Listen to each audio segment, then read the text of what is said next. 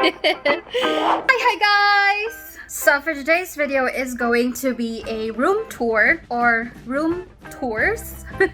Dahil dahil ako ay magiging 100% work from home na, I decided to like redecorate our rooms. Rooms meaning I have 2 rooms na project ko, na i-redecorate ko, paggandahin ko and everything. First room was our bedroom ng asawa ko nung wala pa ang baby. So, doon kami natutulog and everything. Tapos, nung dumating na yung baby, lumipat kami sa kabilang kwarto and doon na kami, like, natutulog and everything. Tapos, yung isang kwarto, yung sa kami nanggaling, parang walang gumagamit noon. So, doon na lang namin nilalagay ibang mga gamit and everything. Pero, gusto ko ipakita sa inyo, this is going to be like the before of the rooms. And, sorry kung pawis-pawisin ang peg ko. Okay, so first room na ipapakita ko is, eto yung room namin before ng asawa ko na ngayon ay parang stock room na lang. But, since I'm going to be working from home, I'm going to transform this into an office of mine. So, this is what it looks like. So, tawag ko dito ay red room kasi nga pula yung walls. Ito puro mga makeup, tapos yung bag na ginagamit ko for everyday. This is a parang center table lang. And this is our bed. Syempre, nung dito kami natutulog, maayos to. Since hindi kami dito natutulog, dito ko na lang nilagay yung mga ibang mga gamit namin. So, these are packages. And then these are, eto halo-halong items na binili ko for my redecorating. And also mga items na galing sa office. Yung mga gamit ko sa office. Pero dahil hindi pa to lahat yung gamit ko sa office. Ang dami ko pang natitirang gamit sa kotse. Hindi pa nilalabas ng asawa ko. But anyway, so ito yung DIY softbox na ginawa ng asawa. Medyo sira-sira na siya. So, ipapagawa ko ulit sa kanya. Ipapaayos ko sa kanya. Tagal ko nang di nagamit to dahil. Parang last year pa yung huling gamit ko nito. And then, ito, DIY ring light din. Nung nagsistart ako sa YouTube ko, gumagana pa rin naman siya. Again, gawa ng asawa ko. And then, we have a sofa bed here na sinasampay lang niya dito yung mga gamit niya.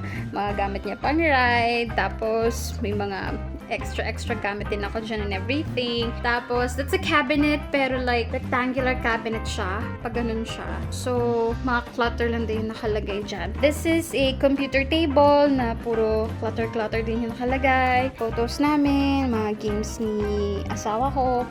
And then, huge mirror with blackout curtains. So, meron kaming ref dito. Hindi ko na ginagamit kasi nga, hindi naman na kami nagsistay dito. So, hindi siya nakasaksak. Pero nung nagsistay kami dito, ginagamit ko to for mga chocolates, candies, mga inumin na kung ano-ano and everything. Ito palang bed namin. I'm not sure but I feel like this is king size. Ito yung pinakamalaking bed dito sa bahay. Over here is hallway and ito yung madalas kong pinag-filman pag nandito ako sa bahay nagfi-film. Tapos ito yung parang natural light and everything. Ito yung ito yung banyo na hindi rin masyado nagagamit. So, hindi rin masyado nalilinis, guys.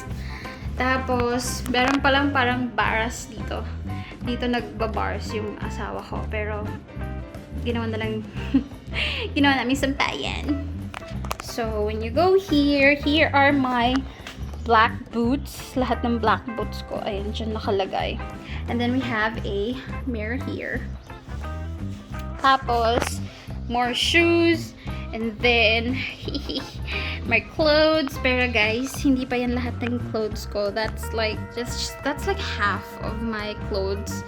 Meron pa sa kabilang kwarto. Andun yung mga iba pang mga nakahanger na damit ko. Hindi kasi kasya dyan. So, nilipat ko doon. Yeah, this is our former room na gagawin kong office. I will redecorate this into an office. Tapos ito pala, nagdikit kasi ako ng black na felt paper dyan for a content, Halloween content. So, kailangan ko ng black background.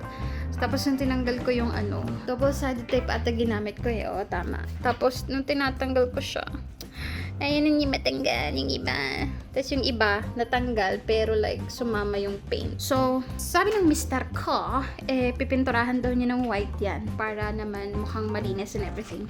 yung parang magiging home office ko. So, yeah. Yan. That's what it looks like. Okay, so next naman is ito yung kwarto ng baby namin. At the same time, dito na rin kami parang natutulog at nagsistay. When you go here, andito yung banyo. Pero bago yan, ito muna. So, these are my makeup. Tapos, meron pang mga makeup na nandito sa loob. Hindi ko po siya naayos. Hindi siya kasya dito. Hindi ko muna masyado ipapakita sa inyo because I'm going to have a separate video for all of my makeup collection. Kasi umorder na ako ng malaking chest of drawers na paglalagyan ko ng mga makeup ko. So, watch out for that. So, over here, we have a TV. And then, ito yung temporary na ginagamit naming cabinet for underwears and yung mga quick grab items. Tapos, water dispenser for my baby and yung sterilizer, milk, and then we have electric fan. This is another sofa bed na usually dyan natutulog yung husband ko kapag hindi na siya nakakahanap ng pwesto sa amin ni baby. So, ito yung crib pala ng baby ko na my God! Hindi naman namin masyadong nagamit, guys. Because, kailangan, parang naging katabi ko na yung baby ko since pinanganak siya. Kasi, mas madali kong malalaman pag gising siya or gusto yung dumete pagkakatabi ko. Pag nandito sa crib, hindi mo malalaman, kailangan umiyak pa siya ng bonggang-bongga bago mo malaman. So, over here is, dito yung bed namin ng baby ko. Dito kami natutulog. Nasa floor siya kasi para less accident, lalo na at magaling ng gumapang. At medyo tumatayo-tayo na yung baby ko. So, ito yung kanyang towel. Curtain na tinakpan namin ng Hello Kitty na kumot kasi masyado pa rin maliwanag. Ito yung kanyang dress na dapat pang binyag niya nung March 14. Kaya lang, nag-ECQ na tayo. So, we had to cancel it. I'm pretty sure hindi na kasya sa kanya. So, ito yung kanyang another crib. Pero ito yung parang play crib niya. So, dyan siya tumatayo-tayo, tumatalon-talon. Hindi siya dyan natutulog. Tapos, siniksikan pala namin ng mga unan at malalambot na stuff sa gilid kasi di ba may bakal dito para hindi siya mauntog. And, over here! Hi! So, this is another bed. Dito naman natutulog si Mommy. Hi, Mommy! Tapos, hey! Naka! Kulit!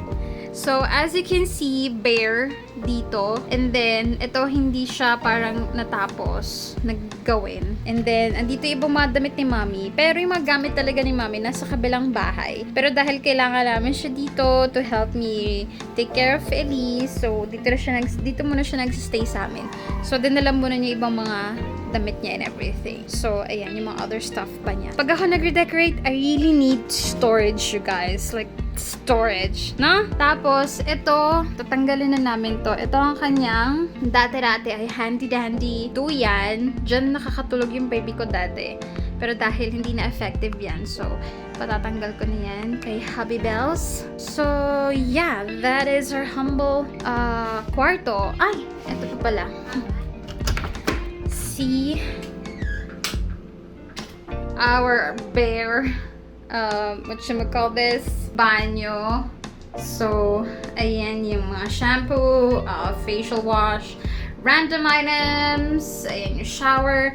Itong shower curtain, papalitan ko talaga yun ng bonggang-bongga. Bonggang-bonggang linis ang gagawin dyan. So, that is our banyo. Okay, so I know ang dami kong kailangan gawin, ang dami kong kailangan ayusin, and I have ideas na pegs na for the redecoration.